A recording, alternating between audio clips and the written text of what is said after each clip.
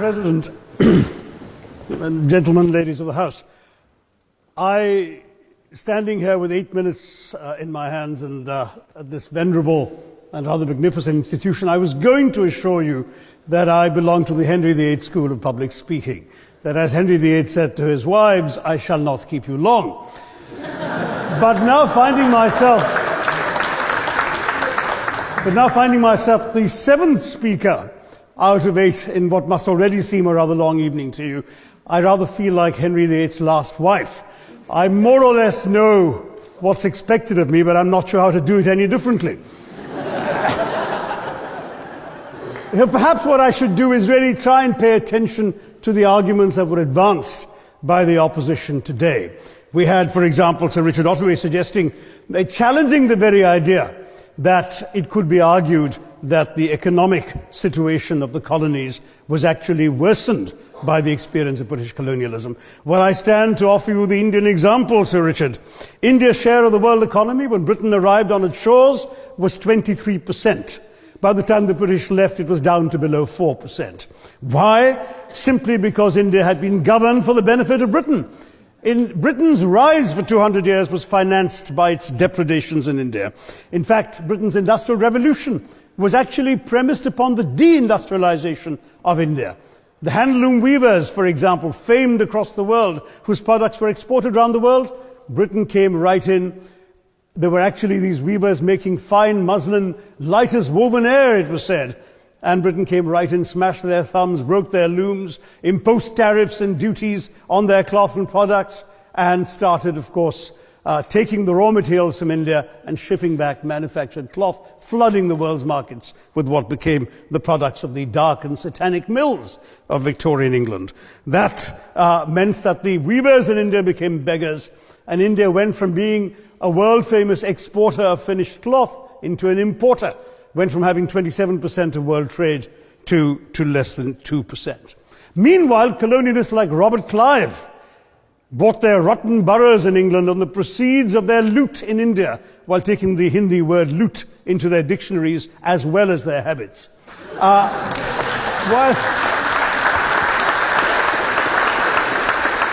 And the British had the gall to call him Clive of India, as if he belonged to the country, when all he really did was to ensure that much of the country belonged to him. By the end of the 19th century, the fact is that India was already Britain's biggest cash cow, the world's biggest purchaser of British goods and exports, and the source of highly paid employment for British civil servants. We literally paid for our own oppression. And as has been pointed out, the wealthy Victorian British families that made their money out of the slave economy, 1/5 of the elites of the wealthy class in Britain in the 19th century owed their money to transporting 3 million Africans across the waters. And in fact, in 1833, when slavery was abolished, what happened was that a compensation of £20 million was paid, not as reparations to those who had lost their lives or who had suffered or been oppressed by slavery, but to those who had lost their property. I was struck by the fact that your Wi-Fi password at this union commemorates the name of Mr. Gladstone, the great liberal hero. Well, I'm sorry, his family was one of those who benefited from this compensation. Staying with India, between 15 and 29 million Indians died of starvation in British-induced famines. The most famous example, of course, was the Great Bengal Famine during the Second World War, when 4 million people died because Winston Churchill deliberately, as a matter of written minuted policy, proceeded to divert essential supplies from civilians in Bengal to sturdy Tommies and Europeans as reserve stockpiles. He said that the starvation of anyway underfed Bengalis mattered much less than that of sturdy Greeks. This is Churchill's actual quote. And when conscience-stricken British officials wrote to him, pointing out that people were dying because of this decision, he peevishly wrote in the margins of the file, "Why hasn't Gandhi died yet?" So all notions that the British were trying to do their colonial enterprise out of enlightened despotism, to try and bring the benefits of colonialism and civilization to the benighted heathen. I'm sorry, Churchill's conduct in 43, simply one example of many that gave a lie to this myth. As others have said on the proposition, Violence and racism were the reality of the colonial experience.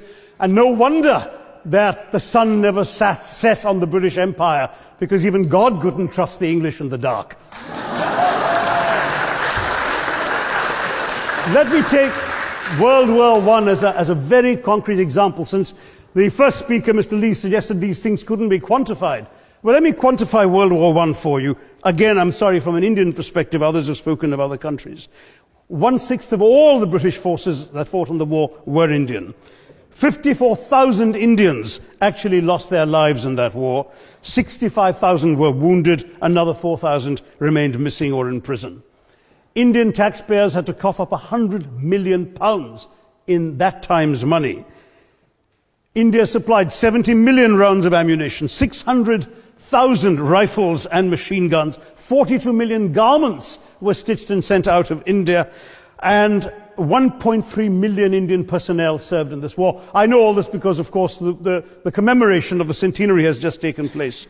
But not just that, India had to supply 173,000 animals, 370 million tons of supplies, and in the end, the total value of everything that was taken out of India, India, by the way, suffering from recession at that time and poverty and hunger, was, in today's money, £8 billion. You want quantification? It's available.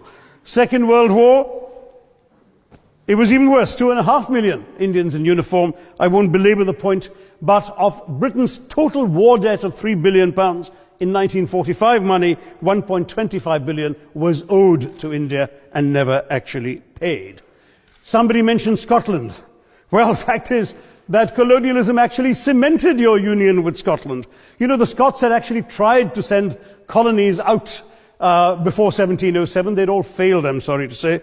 But then, of course, came union, and India was available, and there you had a disproportionate employment of Scots. I'm sorry, Mr. Mackenzie has to speak after me.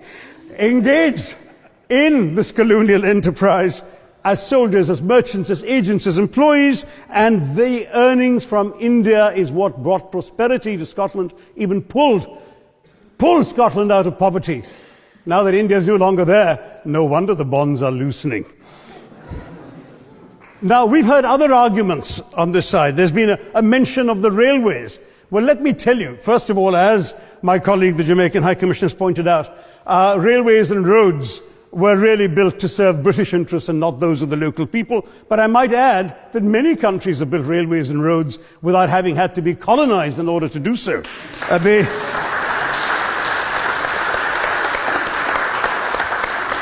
They were designed to carry raw materials from the hinterland into the ports to be shipped to Britain. And the fact is that the Indian or Jamaican or other colonial public, their needs were incidental. Transportation, there was no attempt made to match supply to demand for mass transport, none whatsoever. Instead, in fact, the Indian railways were built with massive incentives offered by Britain to British investors, guaranteed out of Indian taxes paid by Indians, with the result that you actually had 1 mile of Indian railway costing twice what it cost to build the same mile in Canada or Australia, because there was so much money being paid in extravagant returns. Britain made all the profits, controlled the technology, supplied all the equipment, and absolutely all these benefits came as private enterprise, British private enterprise, at public risk, Indian public risk. That was the railways as an accomplishment. We're hearing about aid. I think it was again Sir Richard Ottaway who mentioned British aid to India. Well, let me just point out that British aid to India is about 0.4% of India's GDP. The government of India actually spends more on fertilizer subsidies, which might be an appropriate metaphor for that argument. If I may point out as well,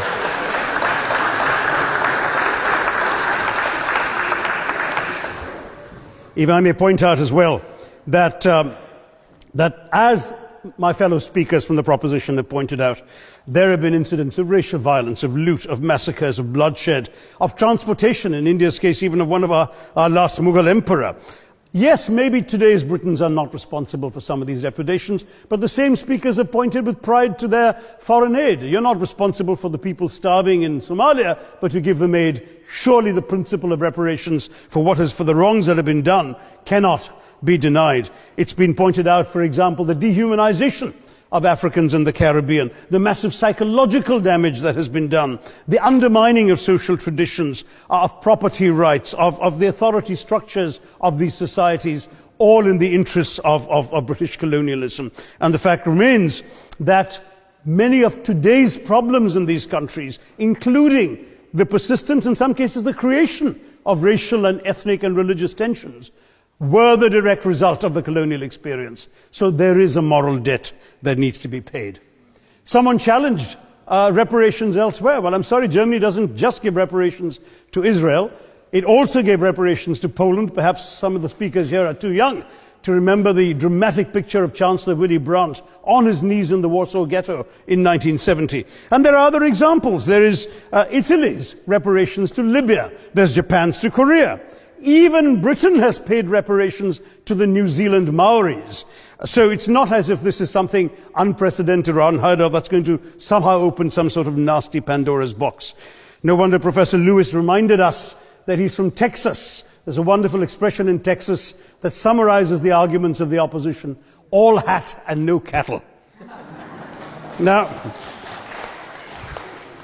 if I can just quickly look through the other notes I was scribbling while they were speaking. There was reference to democracy and rule of law. Let me say with the greatest possible respect, it's a bit rich to oppress, enslave, kill, torture, maim people for 200 years and then celebrate the fact that they're democratic at the end of it.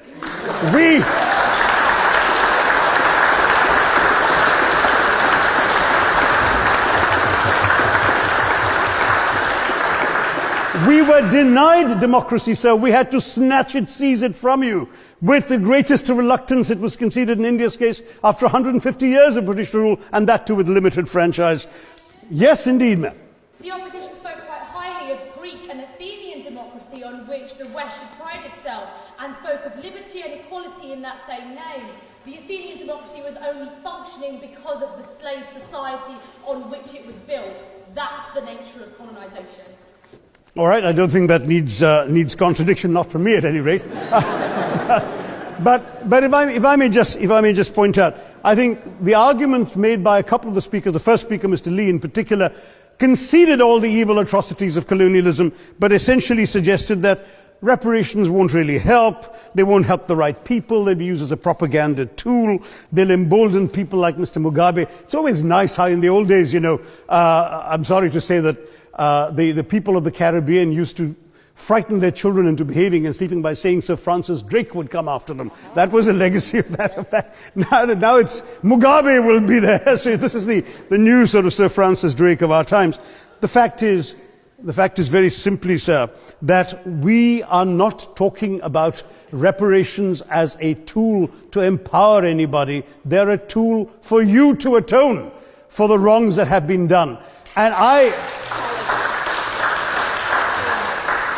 am quite prepared to accept the proposition that you can't put a monetary sum on the kinds of horrors people have suffered. Certainly no amount of money can expiate the loss of a loved one, as somebody pointed out there. You're not going to be able to figure out an exact amount. But the principle is what matters. The fact is that to speak blithely of sacrifices on both sides, as an analogy was used here, a burglar comes into your house, ransacks the place, stubs his toe, and you say, well, there was a sacrifice on both sides. That, I'm sorry to say, is not an acceptable argument. The truth is that we are not arguing specifically that vast sums of money need to be paid. The proposition before this House is the principle of owing reparations, not the fine points of how much is owed, to whom it should be paid. The question is there a debt? Does Britain owe reparations? As far as I'm concerned, the ability to acknowledge a wrong that has been done, to simply say sorry, will go a far, far, far longer way than some percentage of GDP in the form of aid. What is required, it seems to me, is accepting the principle that reparations are owed. Personally, I'd be quite happy if it was £1 a year for the next 200 years after the last 200 years of Britain and India. Thank you very much, Madam President.